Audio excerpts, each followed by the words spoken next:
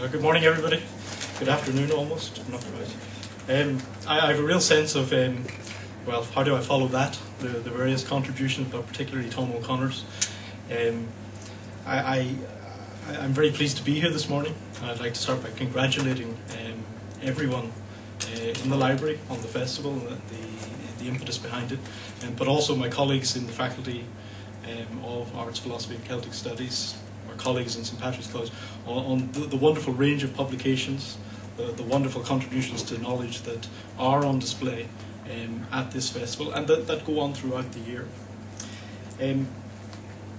Tom Collins talked about his love of books, and I think that's a notion that is there to be wholeheartedly supported. You know, if we can't engender that love of books and learning in our younger generations, then we're seriously remiss. I love books. I do also love the Amazon Kindle, because it promotes a different way of interacting with texts. And I think we're on that kind of technological cusp that Tom talked about, Gutenberg to Gates, that really is changing the way that we deal with things. And by and large, I think it's a change for the better. I happened to be reading something on a Kindle this morning and came across a phrase that I wasn't au fait with, an architectural feature called a haha, and to be able to simply highlight it and immediately jump to the source and definition of what that is, rather than putting it somewhere in the back of my mind when I must find that out later. It was a remarkable technological advantage, I believe. And so libraries, I think, sit at the core of this crux between information, organisation and management, which has been books in the past and which remains so important, but which takes us into the trajectory that I think is one that can be a good, and I say that as a scientist, a technological good, in enhancing the way the arts, the humanities, enrich our experience, enrich our societies and enrich our lives, and that's entirely necessary. I think one of the key distinguishing feature of a university for me is that the students are privileged to be taught by those who are active in extending the fields of human knowledge, and that they do that in order to be able to teach to the students what is important in our distillation of human knowledge to now, and our understanding of that, but then also what is going to be important in the future. And I think, therefore, the idea of research, scholarship, going along with that teaching is absolutely crucial, and that the technological tools that can enable us to do that better are wholeheartedly a good. What we're here to talk about today is ways of making information more available. What I'm here to talk about today are ways of making information more readily available. Because it's not, we must go beyond the idea just of research or scholarship and extending those ideas, but the dissemination of those ideas is so important. Of course, the internet and the tools around that give us possibilities that simply weren't there a number of years ago.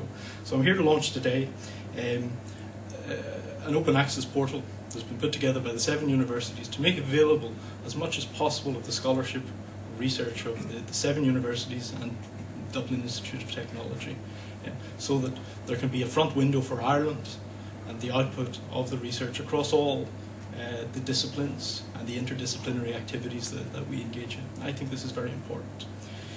The argument is quite a simple one.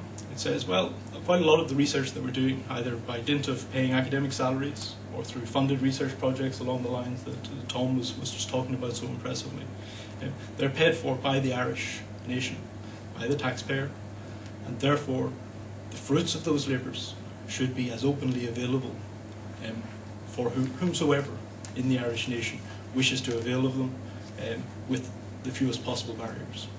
In other words, if we're talking about scholarly journals, that it shouldn't be necessarily to take out subscriptions, which can be very, very expensive, or if we're talking about monographs, to go through the cost of that.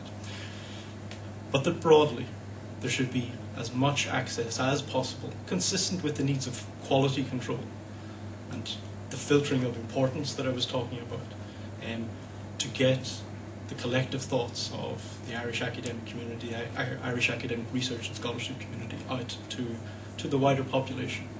And I think that, as a principle, is one that I wholeheartedly endorse. We're currently working on a policy in the university which will attempt to, which will copper fasten that as a principle where we should work insofar as possible. There are lots of nuances and things that need to be worked through around publications, around copyright, around publishing, but those things can be tackled, and there's a large understanding in the publishing world that we can go that way. It's not entirely new, of course. We've had here an open access repository for a number of years, and Suzanne Malocco was here in the library, was instrumental in putting that in place, I think as many as 5 years ago, and it has been very successful. It was the first such repository in the Irish university sector, where those who were publishing could put preprints or postprints of their various work and make available to the outside world. The value of the RIAN portal that we're talking about today is that it brings together for the 7 universities the whole body of work, and therefore makes it again easier to connect into outside structures, makes it easier for someone who may be looking for something about the Irish in Europe not to have to stumble across Maynooth, but to find it through the front door for Irish research and scholarship. And I think that's enormously important. Open access is an international movement. It's been supported by Nobel laureates, a wide number of scholars overall. I think the debate is effectively won at this point. The practicalities of how exactly to implement it still remain to have some wrinkles picked out. But the idea is that anyone who can connect to the internet can access this information in full text as freely as possible, I think is one that is essential. And then to go back to the Kindle idea, to be able to search, to be able to cross-reference, to be able to use the electronic tools that go along with that, I think that is so important. Libraries, I believe, will have a crucial role in helping us to organise not just a vast morass of information that could come through the internet, but selecting out what's important and how to filter the good from the rather less good. It's not Google, it's a library. The institutional repository, an online database where digital copies of our research conference proceedings, theses, not just the immediate final publications, are available, needs to be sewn into international standards. And so by bringing together an Irish portal in this way, we immediately have agreement and consensus of how best to do that. For individual scholars, there's a particular benefit in criticism of work being more widely available. I think that's important. We need to be publishing stuff not just for limited communities, but putting it out and saying, this is for wide debate. And widest possible debate is what will lead to highest quality in the future. But also in that visibility, there's more chance of communities picking up on the work and saying, this is something that perhaps I wasn't able to access or didn't know about before, and therefore that the work becomes more widely debated, scholarly reputations rise or fall and such things. Better again to be open than not. From the Irish government's point of view, research has been identified as a crucial role or a crucial underpinning of wherever it is that our society is going.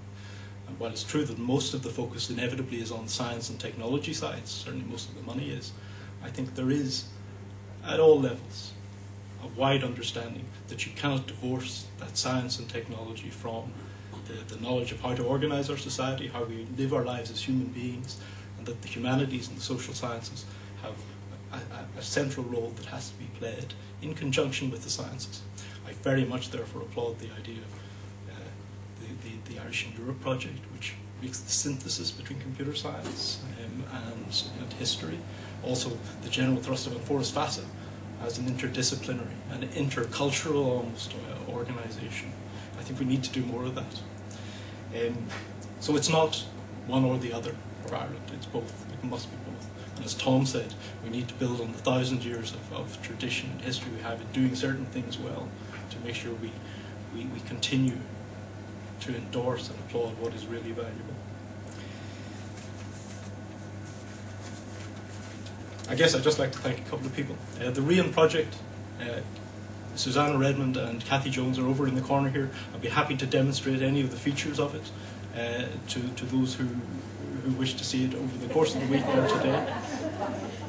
I'd very much like to thank Suzanne and Kathy in particular in working together to bring together our research information database, which Kathy's responsible for, and which is the source of all sorts of facts about the research activity and scholarship at Maynooth, and linking that to our institutional repositories through Suzanne, and then out to the wider world now through the RIAN repository.